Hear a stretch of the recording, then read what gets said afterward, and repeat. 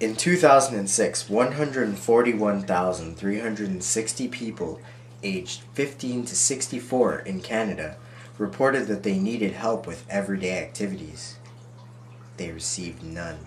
According to the 2006 census done by Statistics Canada, only 5.6% of the people who indicated that they had a learning limitation stated that it was their sole condition, while 94.4% indicated that they had multiple limitations. The most prevalent conditions reported were mobility, agility, and pain. Welcome to the Student Center at York University. To your right, you'll find a variety of franchise fast food shops, and on your left, personal vendors selling culturally traded goods. Let's go up 3 flights of stairs to the Able York Accessibility Office, an office specializing with the needs of the disabled. They told me that I have a learning disability, and my parents were under the impression of what the hell is a learning disability, because nobody in our family has a difficulty, with school or with learning or with anything like that. So my daughter doesn't have a learning disability. Like, they were denying the fact that I even have one. Sympathy, what I get is from here and my counselors. When I approach a prof, I do the talking. Trust me. And I will sit them down and I will ask for accommodation. If they don't know it, I flip out the paper and they read it and I say to them, do you need more clarification on it? Whereas a student who is younger, who is shy, whether it's a guy or a girl, whether they're in a wheelchair, they're in a cane, whatever their means are, they feel intimidated to approach a professor because, first of all, they don't know what to say to the professor. Second of all, they're scared because they may not accept the letter, which I've heard so many students have had problems with accommodation letters. The results of the 2006 Participation and Activity Limitation Survey indicated that having a learning condition can affect a person's education in numerous ways. Commonly reported impacts were influence on choice of courses and careers, 59.3%, increased time to finish education, 53.1%, and the necessity of attending special education classes, 43.8%.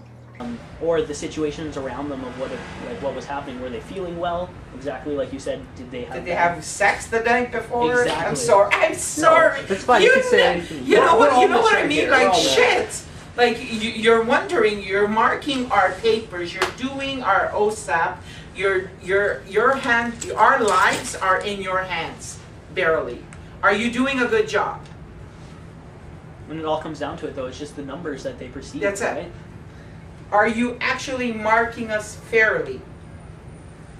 I guess, though, there's also probably a level where they're told to try not to get involved, though, which definitely limits the progression of what is happening. Because it's a private. Don't forget, it is funded by the government, and it's also private. Yeah. So it's like a scale. There's so much they can do, and there's so much they're gonna not say. Yeah. The other thing is the biggest obstacle I see, again, I'm just speaking from personal experience, is colleagues who, they hang on to a notion of equality and fairness, which is, I have to treat everyone the same.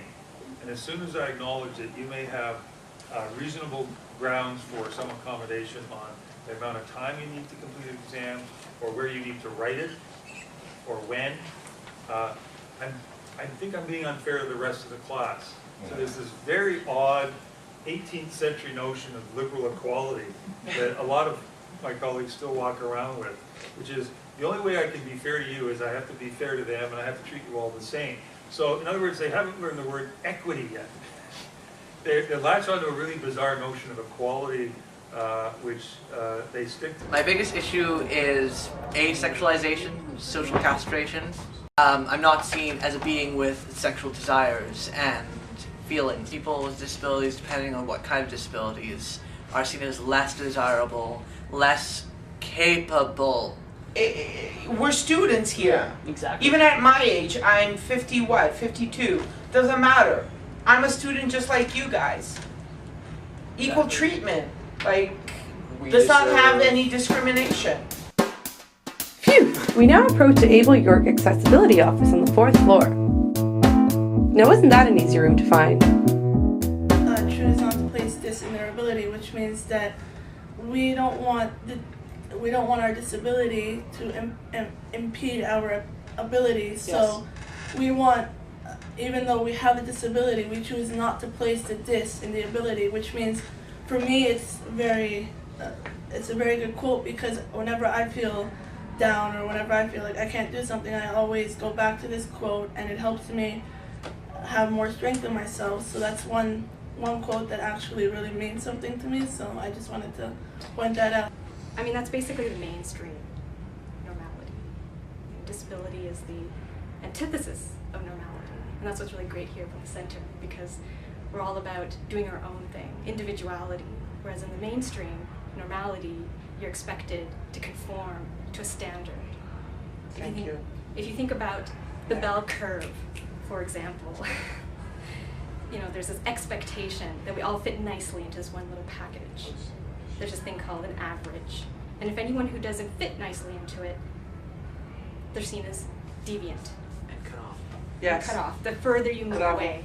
And what's considered people with disabilities, which is just a nice way of saying people with functional limitations or deficits, these people are all the way to the left, on the margins. Which is very strange to exclude these people, because these people represent heterogeneity. Yes. The opposite of standardization. They are the true representation. We are the true representation of humanity. Yes. Because we're about different embodiments. We're not about disabilities. We're about being ourselves the way we are. We accept ourselves. We're about self-acceptance, not conforming to what someone else deems us to be as their standard and their way of thinking as normal.